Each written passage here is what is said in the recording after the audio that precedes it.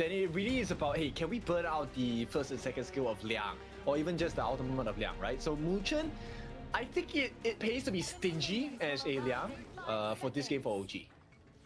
Yeah, it definitely pays to be stingy on the Liang and be really, you know, careful of your targets. But as you mentioned earlier, they have so much damage from Nakaru, the Guan Yu, the Mai. You know, if you save it for a little bit, 1 second, half a second too long, you might just go down without even getting your ultimate off in a fight. Yeah, that's kind of true. So let's see who achieves a win condition here. And of course, with the power of word, they will be able to get those markers down. And a fast clear coming in from the side of OG. Dao Dao also manages to get that steal onto the board camp.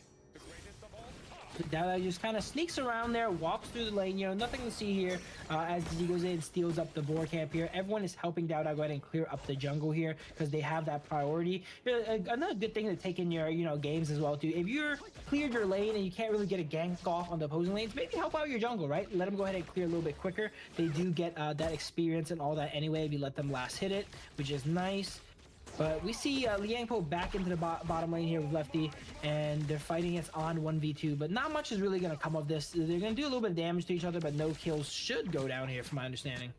Yeah, you shouldn't. At this point, it's also time bought. This rotation by Muchen now, oh, hang on, might be first blood here. No! Sick. He could have gotten the first blood off of Muchen, in fact. Yeah, just quite did not see that one there. Tried to go for Keke, did a little bit of damage there, but not quite enough. But this is the assassin pick we're talking about, right? We were saying we want to stick to play an assassin. This is an assassin. Now, not the one I was expecting for sure. Nakaru, again, not a very, you know, played pick here. But this is the great thing about, you know, the format, right? You're able to see these picks that you don't really see every day here. And that is Nakaru for sure.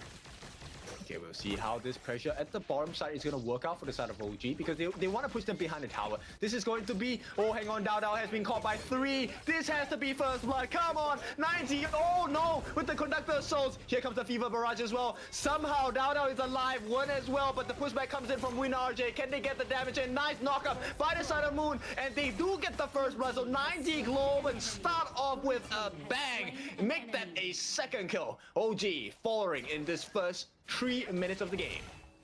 Beautiful 3-0 for Sav9ZG. Hey, maybe it's not a gimmick, right? I was talking about how they can rotate so quickly there. WinRJ and Sick were just able to rotate so quickly. It caught off OG there. Dao Dao did survive a pretty long time, but it basically removed them from the fight, and he had to, you know, run away there as 9ZG can just opt to keep it and chase them down here.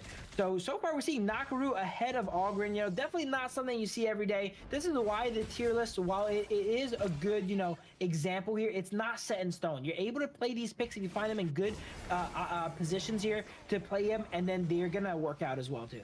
It truly never is set in stone, right? This is what I love about so-called the meta history. And one of the difference makers was that Dao Dao actually wasn't allowed to maximize the heals coming out from his ultimate as well. This was one small trait on the side of 9Z Globen that you guys can learn, which is to kind of separate yourselves from an Oghren that you know wants the out. Absolutely, yeah. Don't let everyone get hit by that Conductor of Souls here. But looking at this, Sick is playing all these assassin junglers as tanks. Look at this. We have the Giant's Grip coming out for the Nakaru as well too. Definitely not something you see every day as well. Into the Axe of Torment here. So going to a tank Lamb style build here on the Nakaru. Very interesting to see how these pros play these assassins here. Yeah, it's a 1-for-1 trade at the moment, but Capo Saber will be the second victim. A double kill for the side of Dao Dao as they're looking for more. T1 probably, because we're hitting that 4-minute mark, which means that armor will no longer be available. Aren't working on that tower. The burst does come in from Moon, but it's not going to be enough. Brings him down to half his health, and the cooldown on the power of word control does have a relatively short timing. So this is going to be secured. Hang on, they're going in. Kerker tanking so much damage. Will be giving his life, but Dao Dao now in the middle of 4, and with a catch, WinRJ says it does not matter. We have the numbers advantage, and we will make it hurt. Dao Dao now being pushed back under the T2. And it is going to be a 2-for-2 trade, but still, overall, I think he might still have the advantage over this. Dao Dao is such a raid boss on that Oghren. I think they have identified here that he's not going to go down in one rotation, right? So they kind of ignore him now and go for his teammates here, like On and someone else that's easier to take down. But you're going to eventually have to deal with Dao Dao, right? And he's just able to output so much damage and sustain. Someone on the side of 9ZG is going to definitely need to build anti-heal for him. But outside WinRJ, there's no one that really wants to go ahead and pack it here, which is why Dao Dao has just been able to sustain so much in these fights. Okay, this one is looking a little bit dicey for Kirker. The knockup, one more hit. Oh no, that's not gonna be the case. You cannot outplay that, come on. And Moon punishes him in this very spectacular fashion. So OG, this lead that they have managed to cover for themselves is non-existent because right now 9Z Global have the goal lead. Absolutely, but I'm still surprised. Like 9Z Goldman's up 3 kills, but they're not really up any gold, right? So where have they been hemorrhaging gold? Probably farm throughout the map. But we see an ultimate coming out from Liang, grabs up Moon there. That's not, you know, the counter pick there, right? There's not much you can really do on a Mai. If you get grabbed up, you're gonna probably go down. You're not durable enough to survive that. Dao Dao is getting ran down by 3-4 people here now, though. Tries to sustain up. Now, he was sustaining earlier, right? But you can only survive so long when 4 people are focus firing you down. And that's exactly what happened there. And he gets dispatched shortly afterwards. A beautiful response by 9Z Global, and with that 1,000 goal lead in their favor as they work on this T1. Not going to be able to take it for now. And you know, look, Sick is low, but he survives. And this means more time bought for the side of 9Z Global. OG still trying to keep up, but 9Z Global for the first time in 3 games. This is a pretty decisive lead. Absolutely. Let's see if they can go ahead and extend this lead. We've seen that, you know, teams have been able to get leads on OG, but stays at that 1,000 gold mark, right? Are they going to be able to extend that and bring it to something like 2, 3, 4,000 where it's really, really decisive? We see Keke get soloed out somewhere on the map here, probably on the bot side of the map by Lefty here. So it looks like 9ZG, they have the momentum in their favor. This could be the turn we were talking about. Yep, this is definitely the potential. I mean, the fact that Leffy gets that solo kill on the Kirker, is it really surprising? I don't think so, because look, I think that at this point, Leffy at level 9, he does have quite a bit of itemization already, and there is a significant gold lead now. It's close to 2,000 gold in advantage to 9Z Global, so they should have some significant damage. Absolutely. Right there, Moon was able to get away with Flash there because, you know, it looked like OG thought they had him ready, right? Wen didn't even commit the ultimate onto Moon as well, too. So because of that, he was able to actually get out with 1 HP. But now they know Moon does not have Flash for the next fight here. And the common skills on the side of, oh, here's a look at the replay. Let's see what happens here. Wow, let's see going aggressive actually on the Keke under tower. Wow, you don't see that every day, right? A marksman diving Mulan, but we just seen it here today. Yep, it's simply because he did not have the disruption skills available on the side of Kirker anymore, right? So very good situational awareness from the side of Leffy, and to be able to get the solo kill, that's great work. And 9Z Global, they can build upon this lead because we will be, what, 2 minutes away from that Shadow variance. We'll see how this works out.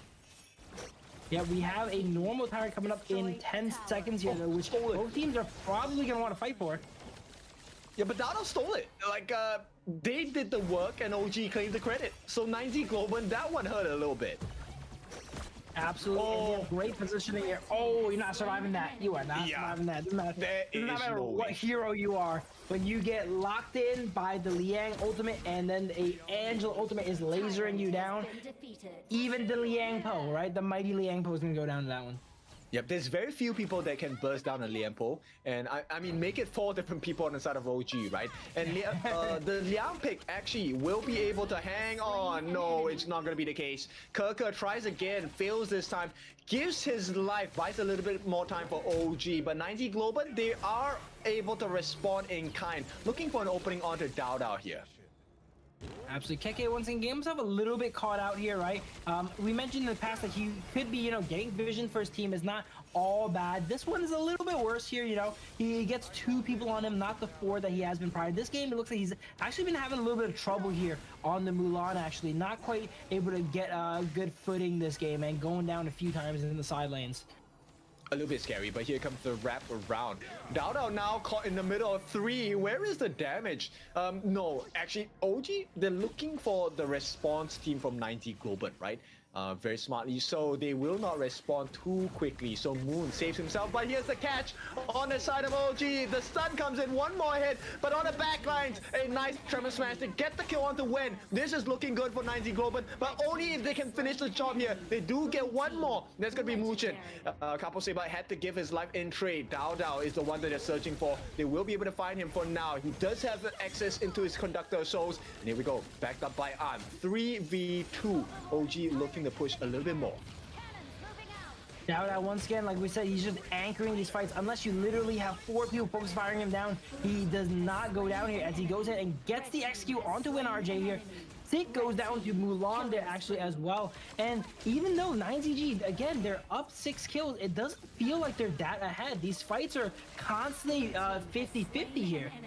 Yeah, Dao Dao actually looking for an opening here. Understands that he will be out of range for the moment, but Moon is in the middle. The save by Capo does come through, and it's all about this 10-minute Shadow variant though. That is why Dao Dao stayed. They want to push them back, and then they have the TP, because if not, it would be a huge risk to go against Dao Dao, especially when he has the steer state. They absolutely rushed that down. We see Wen at the start of the fight actually just used that ultimate just to burn down the objective there, right? Angela has some of the highest DPS when you have that ultimate on there, so he's making sure he goes ahead and, you know, nukes down the objective before the side of 9ZG can get in position to even contest it. The response so far has been great. WinRJ manages to get the catch onto Dao Dao. He does not have ultimate. No, he will use it. It's a little bit of a small heal though. Oh, hang on, Win. He will be able to survive for the time being, but it's a numbers advantage. They've taken 3 big members down on the side of OG. So 9Z Global, they get the Shadow Overlord as a prize, as a reward. Absolutely, and this is going to really help them get some breathing room, right? We're mentioning even though they're ahead on gold, ahead on kills, it doesn't feel like they're that ahead. This is really going to help in that way, because they were having waves pushed into their base the whole game, even now still. But with that summon being able to relieve pressure from any lane immediately, they can kind of point their focus to pushing the lead onto OG side now. Yo, Kaka giving his life once again, starting to be a little bit dicey for the side of OG. Right now, it's close to a 3,000 goal lead for the side of 9Z Global, which means they are survivable. They have the damage as well. They're looking for Moon. They want to go for that knockup. No control so far from the side of OG. Absolutely here. Now, OG, you know what? Yeah, I was saying before, I didn't feel like they're winning. I mean, losing. But now it's starting to feel like they're losing, right? They have the summon there. They clear out the Clash Wave for the side of 9ZG. They're up 4,000 gold here now. And, you know, the little mistakes, you know, from Keke dying here and there are starting to add up now. And 9ZG is, you know, when Keke goes in and dies in these fights, right, and in the side lanes, it's okay if his team's winning, but this is not one of those games where his team is really ahead. So it's gonna be punished here as 9ZG has a 4,000, 5,000 gold lead coming up. Yes, and you can see the beauty of it, right? The point here is that Muchin doesn't know who to catch. It doesn't matter who he catches, because someone else on the side of 9Z Global will be able to disrupt him. And this is a very difficult position for the side of OG, as the rest of 9Z Global, they're looking for an entry point, unable to find one just yet. They are keeping that backdoor protection. Fever Barrage, beautiful work on the side of 9Z Global. The burst comes in from Sick, but Sick and Lefty are down. Where is the damage coming in? It's not going to be enough, because they've taken out Wen Kirker as well as Muchin. Dao Dao trying to make the world's difference for the side of OG, will not be able to find so, but they do successfully defend the T3. So OG, there is a lifeline. Absolutely. We see that again. Dao Dao does not go down, but what does 9ZG do? We'll just kill all your friends then. All right, we'll kill all your teammates instead and focus on you last. And that's what we see happening here now. Muchin and Wen and Keke are just so vulnerable to the burst on the side of 9ZG. I like this movement, and a nice steal by Moon as well. He knew Dao Dao wanted a freebie, not gonna get it. At the same time, the second freebie is that Azure buff that is currently being worked on by Art. Look at OG though, even though they're down, they're probably one of the only teams that are down 3,000 gold and just had a fight in their high ground, and now they're actively in the enemy base already. They are being forced to retreat here, but it just goes to show they know when to play aggressive and when to play safe, right? And just because you're losing does not mean you don't press your lead when you have it there. So they go ahead, make an attempt at the Crimson Golem. It does get stolen away there, but I do like that play nonetheless. Yeah, a very different mentality. It's not about going for fights. It's about taking objectives and securing resources. Right now, this one is going to be a heck of a steal. It comes out. Here we go. Suppression, but instant disruption coming in. But it's all a bait because they get the unstoppable streak from the side of Dao. Powerful passing. They will get the Shadow Tyrant buff, which means they can start the fight a little bit stronger on the side of OG. They have a lot of divers inside 9ZG, but inside of OG, they have so much anti-tank potential, right? They have Wen's ultimate, they have On's ultimate, and those together will just melt anyone. Win RJ, Liang Po, like all of them, as they're now, they turn from, you know, losing a fight in their base potentially to now pushing the high ground of 9ZG. Where did this comeback come from? Complete turnaround, right? It was their T3s being threatened, but at this point, 9Z Globen, they're the ones that lose everything. T3 in the mid, in the bot, opened up wide, and OG, this is a big wound to inflict on them. Why does it feel like OG, even when they're losing, they're not losing? Just earlier, they were down 4,000 or 5,000 gold, but it doesn't feel like they're losing. Yup, they do get the knockout, but Dao is just so tanky, and the damage does run through Win RJ. He wants to make the difference. Finally, the combinations are working. Wen is the last one left, but Kerker, he's hiding on the backlines. He wants to get on the lefty, get the stun as well. They do get the shutdown, and all of a sudden, it's still OG in advantage. Once again, Keke, he's been dying all game. Why is he so strong right now? Like, it's just OG things. Yeah, this one, the chase down will happen. It does not matter. Capo Saber, he will be able to buy some time for the team, but here comes the Whirling Blades of Death from Kerker. One more will do the job. Oh my Kerker God. playing with his food as the base is completely open, but only for the time being because Moon and Sick are going to be out in the next 5 seconds. Classic OG right there, you know, Keke, you know, dying randomly in the early game, but also late game being super useful still and just aura farming on the enemies for no reason. Yeah, Kerker playing again. Oh, He here will we get go. punished. Come on, whip him in the shape. We are back to the dying for no reason segment of the Keke gameplay right There's no there. way. Yeah, like why would you not get punished for that, right? So 9Z Globen, they oblige, they punish them heavily, and OG now, this is the true contest. Can they get the steal? They get the steal! This could be huge, they buy some life, but at the same time, it's a huge punish. They get Sick down. It's gonna be a double kill. Both Moon and Sick gonna be down. There is very little life left in the side of 9Z Globen. Even if they get the charge with the Razor Cavalry for Win RJ and, you know, with the knockup from Capo Saber, it might not be enough damage from Leffy here. What's important is though, while he did steal, he did not get the summon off before he went down here now though. So you're not actually getting that lane clear effect that they desperately need right now, as this could potentially be the end of the game. Yup, they get the suppression down as well. Capo Saber gonna be taken away. For now, Win RJ should survive, but the Crystal might not because the minions are marching in. One more hit, it will do it. The Crystal is open, and OG taking it all away. Clean sweep, 3-0. Wow, that was a 3-0. That did not feel like a 3-0, right? Like the games were very back and forth for both the second and third games there. 9ZG really put up a good fight there for sure. But man, OG, they just never feel like that. It feels like gold on them is worth more, right? Like they're down 3,000 gold, but in reality, they're up 10,000 gold because gold is just worth more on them for some reason here.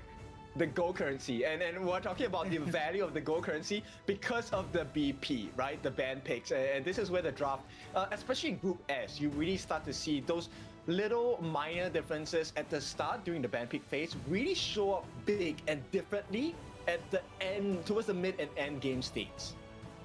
Absolutely. And can we talk about Keke? He's playing obviously a little bit reckless, right? With the series here, but they're on match point. You can't blame him, right? The confidence is there. They were up 2-0. They're one game away from victory. This game, you know, they're both already cemented in Group S, right? So he's having a little bit of fun in the enemy base, right? I love to see that there. He does get punished for it, which is really funny though. Keke, you know, making a very entertaining plays for everyone involved. But that's a risk that OG are doing because most lessons learned in pain are rarely forgotten, right? And then this is a learning experience on 9Z Globen. Say this could really well come and bite them in the back, maybe in the grand finals.